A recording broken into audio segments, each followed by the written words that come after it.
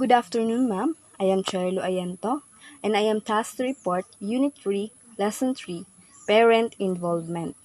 How can we establish parent involvement? Getting to know the parents is very important. Parents of children with disabilities undergo an average amount of stress because of their daily responsibilities related to childcare. Receiving social support could be very helpful to them to cope with the daily challenges they face in raising a child with disability.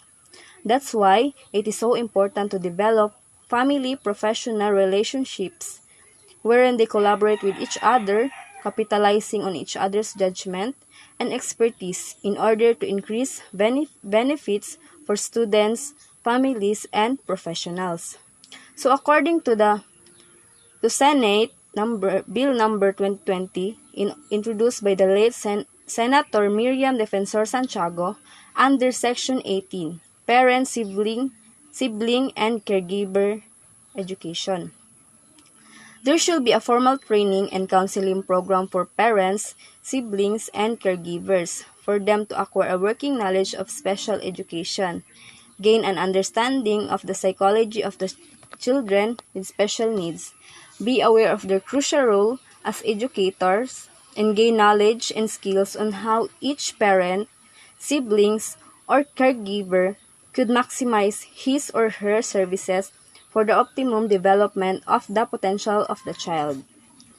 So, the following are helpful suggestions for teachers to involve families in class and school activities according to Halana and Kaufman, citing from Oshea, DJ, and Riley, GE, 2001. So, number one is empathize with students and family member to understand what they may be experiencing and according to their needs instead of personal needs. Number two, value individual families, cultures, and their uniqueness instead of trying to categorize and stereotype families. Number three, take time each morning to speak with students, communicate regularly with family members. Number four, allow options when communicating with families. Use a variety of contacts including phone, face-to-face, notebook, or home visits. Determine the school professionals with whom the family members may most feel comfortable with. Number 5, communicate with both households. When there is a joint custody arrangement, don't assume that the information from school is reaching both parents. So number 6 is continued by my partner. Thank you. Okay, let us continue the discussion. But before that, I am Miss Ricarus P. Arsati. So number 6, be considerate of home arrangement facts when assigning homework. There might be no one at home to help with projects or difficult assignments that would need adult supervision. For example, the teacher told that the student should paint, and it is difficult for the student to make a painting and it is hassle. Instead of that, we can make a replacement the drawing. So number 7, plan alternative conference times in addition to school art conferences. Think of convenience for the families instead of teachers only. Hold conference frequently. So if you're planning or a teacher planning that to have a conference in a school, it should be available for both parents and teachers, not only for teachers nor not only for the parents. So number 8, make every conference meaningful and productive. Include the student in some conferences.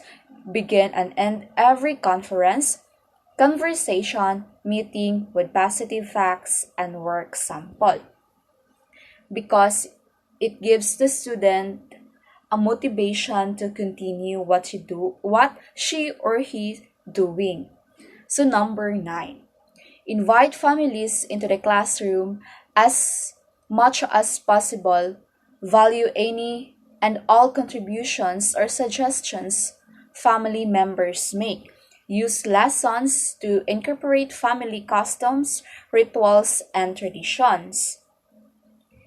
Since the parents are the usually home with their children, so they are the one who knows more about their children. So number 10, value the diversity of all students and their family compositions. Even though a family composition might seem unstructured or confusing, there are lessons and any contribution they can make to the class. Set up programs that benefit all students and all types of household. Students should not feel any separation from their parents because their parents are their backbone and their support system. There are networking with local and international special education organization. So according to Simeona Tiibol, Senior Education Program Specialist from the Department of Education, there is a need to strengthen partnership and collaboration at regional and international levels. In the school year 2015 and 2016, the Department of Education provide capability training to 345 teachers and 45 administrators and supervisors involved in delivering quality education to learners with certain exceptionalities. With a partnership of the following: enhancing capabilities of the teachers, handling learners with exceptionalities, in promoting SPED advocacy. Number 1 is the Resource for the Blind, Incorporated. Number 2 is the Autism Society of the Philippines. The number 3 is the Attention Deficit Hyperactive Disorder Society, and etc. So another partner of the DepEd for the SPED programs are the National Association for the Gifted, the Parents Advocate for the Visually Impaired Children, the National Council of Disability Affairs, and many more.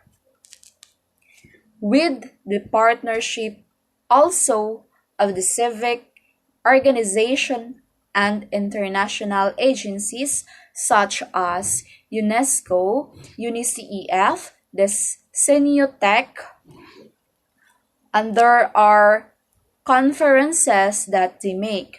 One of those conferences made was the 50th Conference on Mental Retardation, which is the Philippines as the host. When we say mental retardation, in other terms, it is the intellectual disability. The conference has provide a healthy forum for Filipino and foreign practitioners as well as to network and exchange ideas that would rebound the betterment and improvement of the educational services for children with special needs. Thank you.